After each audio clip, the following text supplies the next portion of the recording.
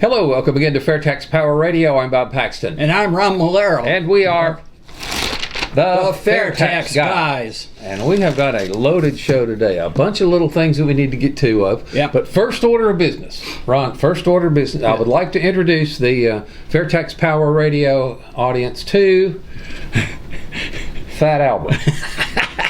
This is my new 11 by 11 cube, which now will be used as our prop to represent the income tax. However, again, I'll have to point out that if you were really going to have an accurate, to scale representation of the income tax versus the FAIRtax using Rubik's Cubes, the FAIRtax would be the little 2x2 that I've got. I've kind of put the money cube out there instead for it now. Yep. But 2x2 versus about 3 of these. The one would be 28 by 28.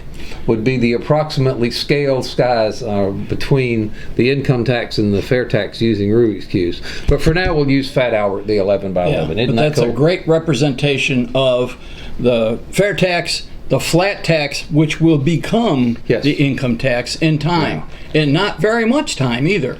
This is the flat tax. Yep. This is the flat tax 5 minutes after it's passed. Yeah. So, Yep. that becomes that rather rapidly when the Congress critters are selling tax favors. That's right. Great representation. I know that was very effective when we were at CPAC last year. Indeed. And next little order of business we need to take care of is our IRS slogan contest. Yes. We have been getting some pretty good little submissions about that. We've been saying all along, well, we're going to have to come up with a deadline and whatnot. We have now got the everything put together. This episode is going to air on Tuesday the 23rd for the first time. Mm-hmm. So the submission deadline for the IRS slogan contest will be a week later, the end of the month, the 30th. Yeah.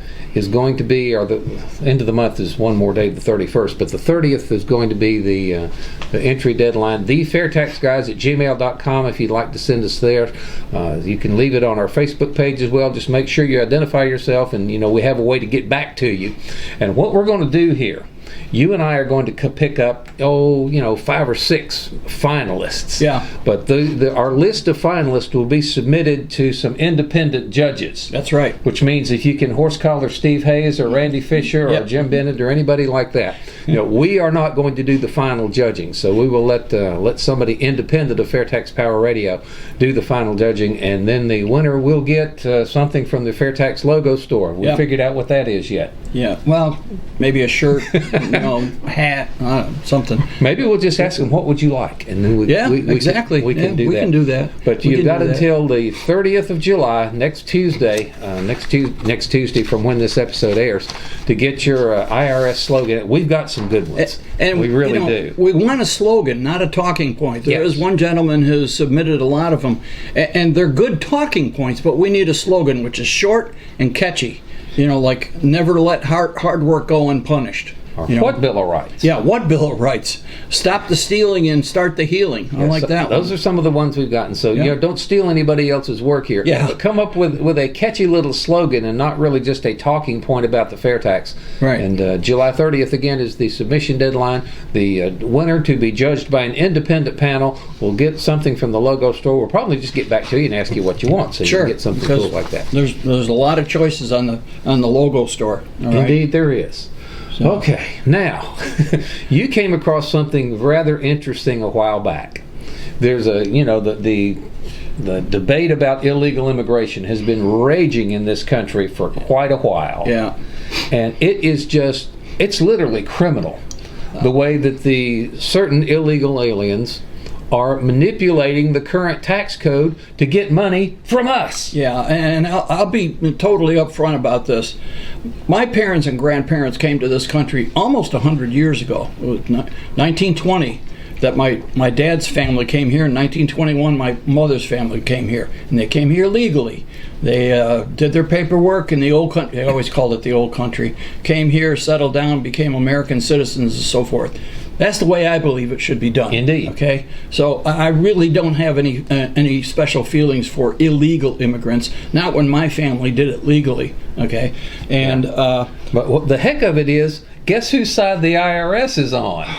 Jeez. Now this is a couple of years old, but still, it gives you an idea of just one more of the many problems with our current tax code and the organization that we have selected to manage the tax code. One more of the many reasons we need to get rid of this criminal enterprise known as the IRS. Yeah. And you do that by getting rid of the income tax, and you do that by passing the fair tax bill. That's right. Go ahead. This is insane that the IRS actually defends giving refunds to illegals. Yeah, they thought it was a dandy idea. Now, this was 4 years ago, and the commissioner, John Koskinen, is no longer the commissioner, okay?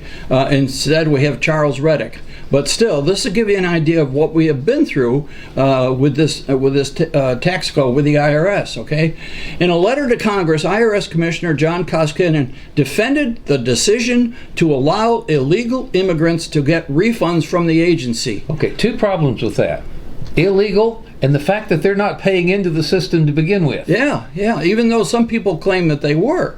Okay, Representative Jim Jordan of Ohio went on the record tonight, and this is by the way, this is from Fox News Insider, March of 2015. So it is 4 years old. All right, on the record tonight to explain that illegal immigrants who get a Social Security number can go back and apply for a refund through the Earned Income Tax Credit.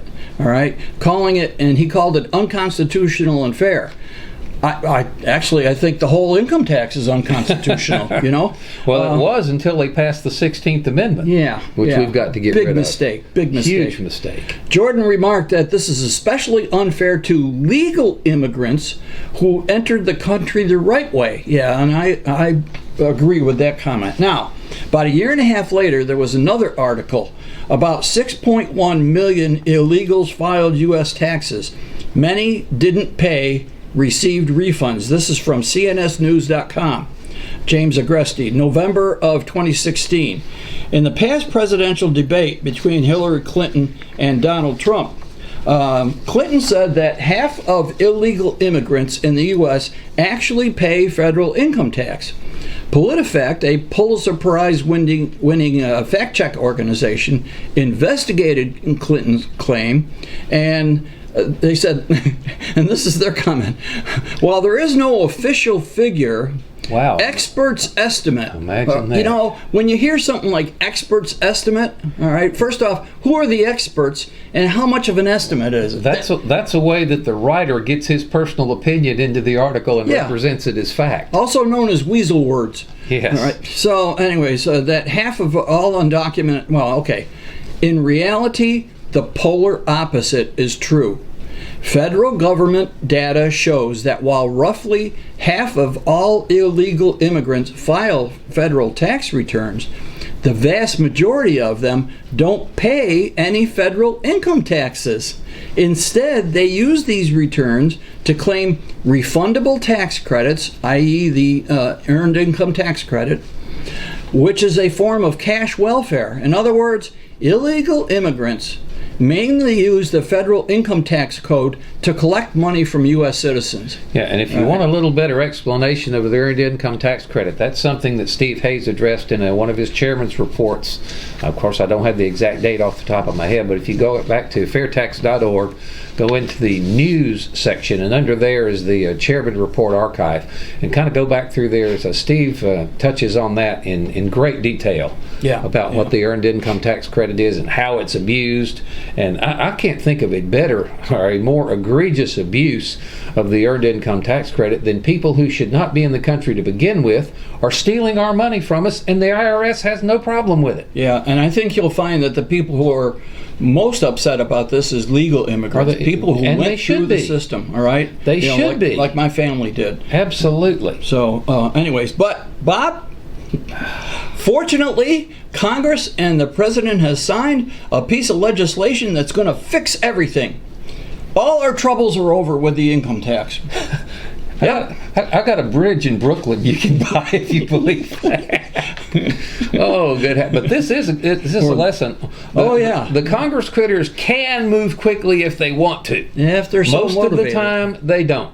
All right, the fair tax has been sitting in committee for 20 years, and it's never even gotten a hearing. But go ahead. But this is H.R. what? H.R. 3151, Taxpayer First Act. submitted by Representative John Lewis of Georgia, introduced on 6/6/2019, June 6th, signed by the President on July 1st, less than a month. Less than a month. And it had fewer co-sponsors than the Fair Tax has right now. Yes. They call it the Taxpayer First Act. Yeah. So taxpayers are first in line to be fleeced by the Congress critters and the lobbyists. It was submitted on the 6th of June. It was passed by the House on the 10th of June, and the Senate not only passed it, they passed it with the same language, so there was no reconciliation necessary. Now, was that a voice vote? Do they actually record votes on that? I'm not sure about that. I'm guessing it was a voice vote. The bill revises requirements for the Internal Revenue Service regarding its organizational structure, customer service enforcement procedures, cybersecurity and identity protection, management of information technologies, and use of electronic systems. So that's the bill that we've heard about a while back that's supposed to turn the IRS into a warm and fuzzy, taxpayer-friendly, customer-friendly agency instead of the criminal ogre that it is. I'm trying to think of how many times in my lifetime, because I'm pretty old, and I have heard about legislation that's going to fix the IRS. It seems like we hear this about every 10 years. I'll fix those suckers. Let's put them out of business. Yeah, that's the best way. Put them out of our misery. All right. Okay. Here's a couple. I'm going to read a few. Well, actually, there's more than a few, but you just got to hear this, because this has been signed into law in record time. Okay, establish an IRS independent office of appeals to resolve federal tax controversies without litigation. How about we have a federal tax system that doesn't have controversies and litigation?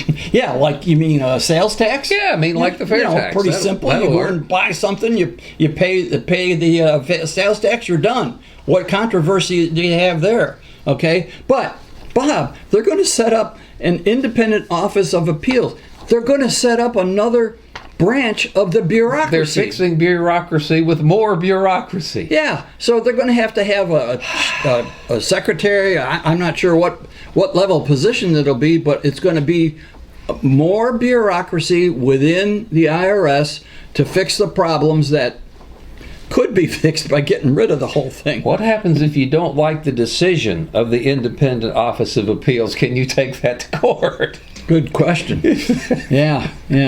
Require the IRS to develop comprehensive customer service and IRS personnel training strategies.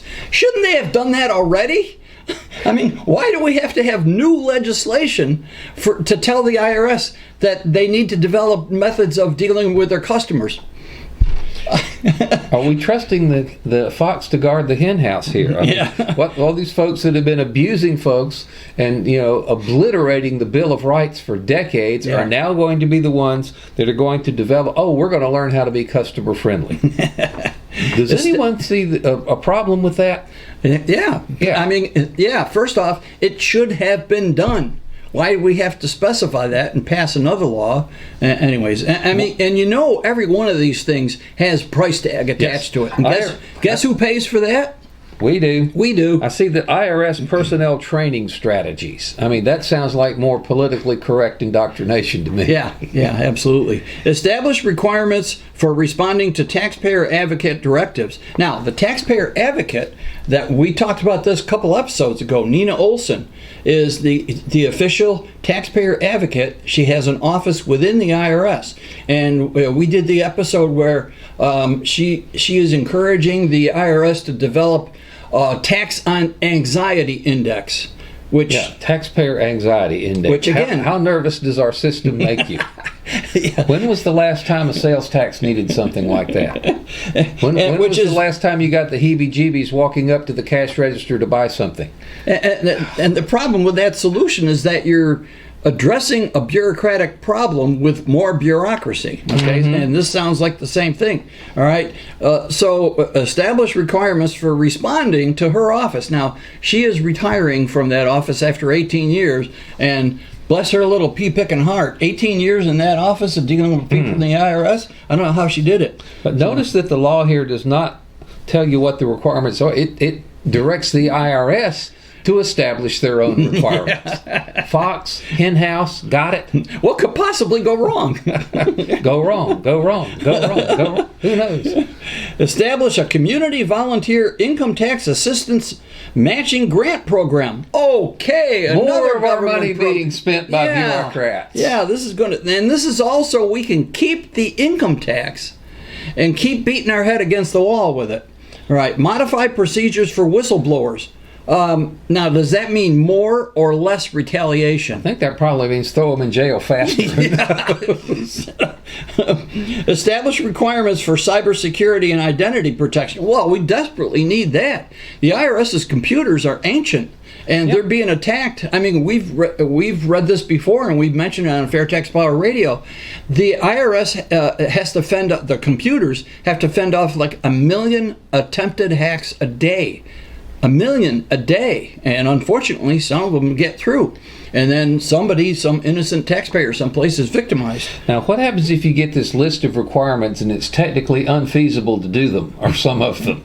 The law just simply says you have to establish these requirements. It doesn't say what the requirements are. Yeah. And it doesn't say how you're going to accomplish them. This is just more, swamp gobbledygook. Yeah. That is passing for, we've done this tremendous service to the taxpayers by passing this bill. Yeah, if they've passed the law and the president has signed it, our work is done here. They can go right off into the sunset. Okay, provide notification to taxpayers of suspected identity theft. That would be nice. How much you want to bet that you'll figure it out before they get around to notifying you? Yeah. So require the appointment of a chief information officer who shall develop and implement a multi-year strategic plan for IRS information technology needs. Another office. I mean, I think they need that as long as we have an income tax and we have an agency that's as incompetent as the IRS. And maybe that's a little harsh because they really do have an impossible job administering and enforcing an impossible tax code, but it's just more bureaucry. But shouldn't they already know what their information technology needs are? Why are they just getting around to doing it now? Yeah. It's only 2019. Let's see. Modify requirements for managing IRS information technology. Well, yeah, I thought that was in the next one. Prohibit. Oh, this is a good one. You're going to love this. Prohibit the rehiring of certain IRS employees who were removed from misconduct. Why should that even have to be in there? Have they been rehiring people who they can for misconduct? Apparently they have. So that has to be in there because the IRS managers. Okay, I'm not going to say it. This is a family show. Wait a minute. Okay. Now, what this says certain IRS. Why doesn't it say all? If you're discharged for misconduct, as the president used to say on his other TV show, you're fired. Yeah.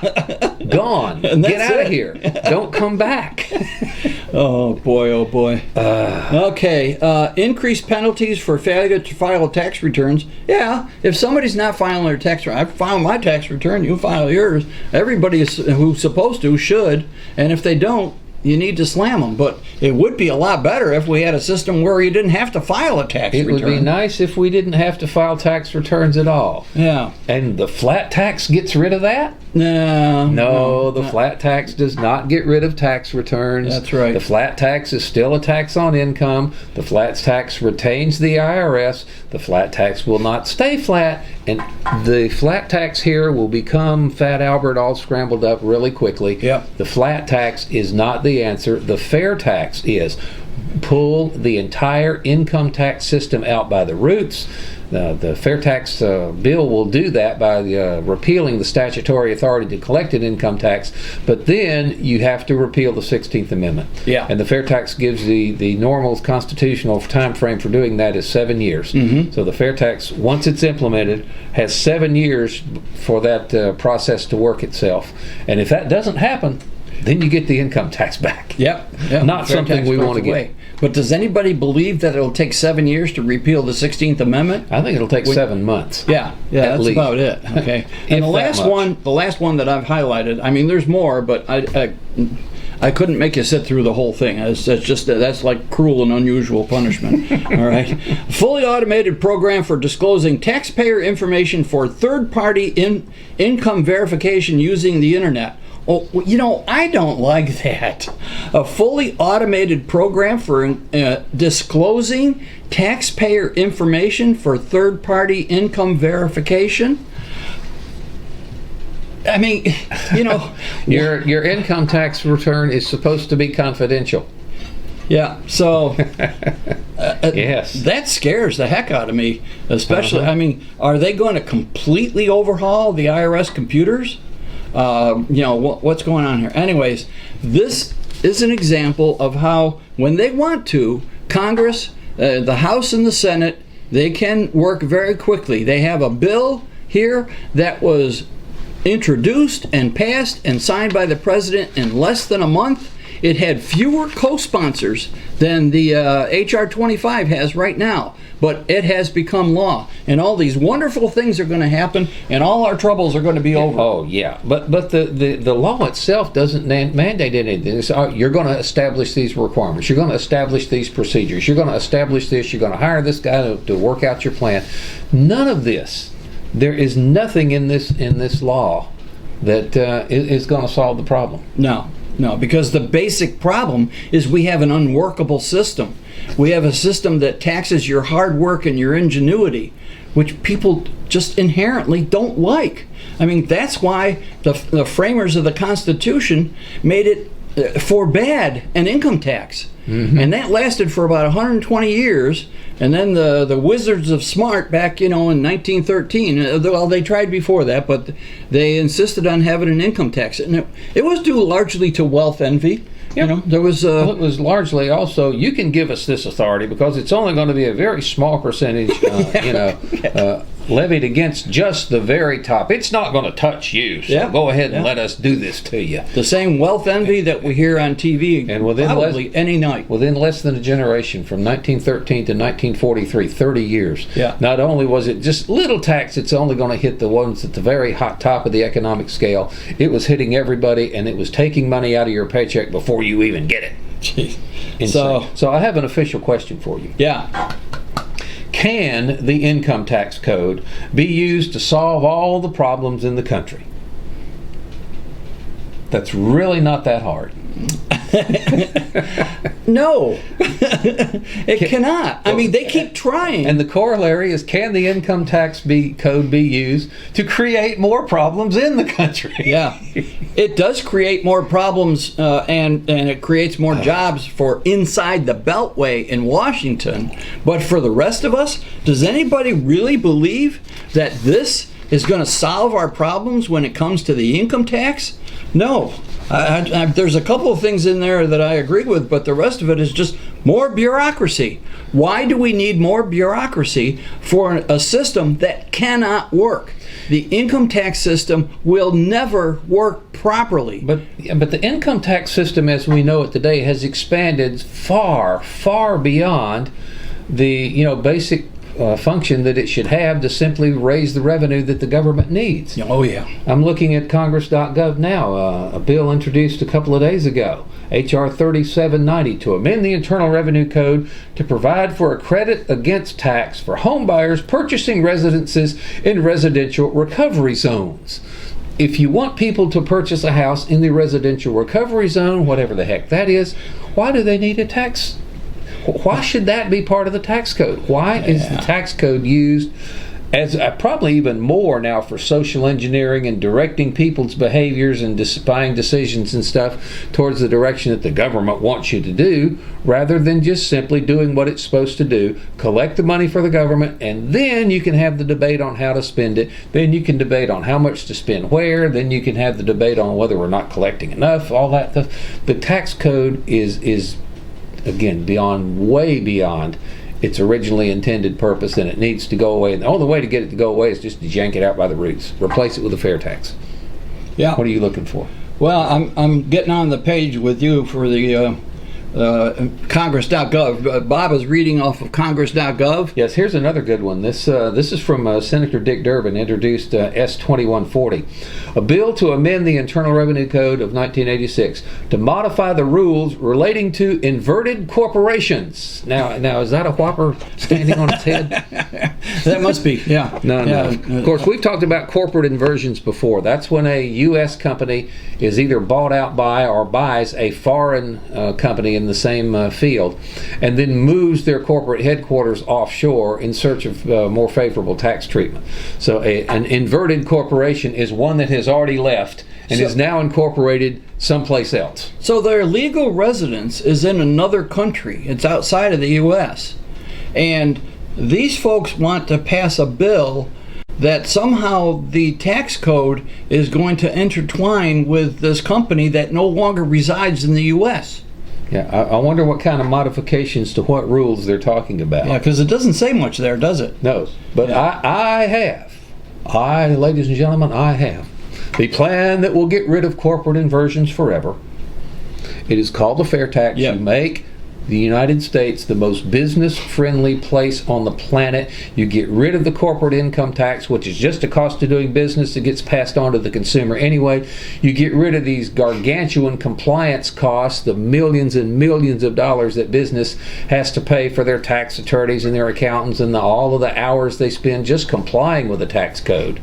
And again, that's another cost that's just rolled into the price of their products and services that's ultimately paid by the consumers. Right. So get rid of all that garbage, make it much, much easier to do business in the United States. You will see major international corporations flocking to our shores, bringing their jobs with them. So Absolutely. That's how you get rid of the inversions. The FAIRtax will bring these inverted corporations back, and then other ones that were over there to begin with will come here.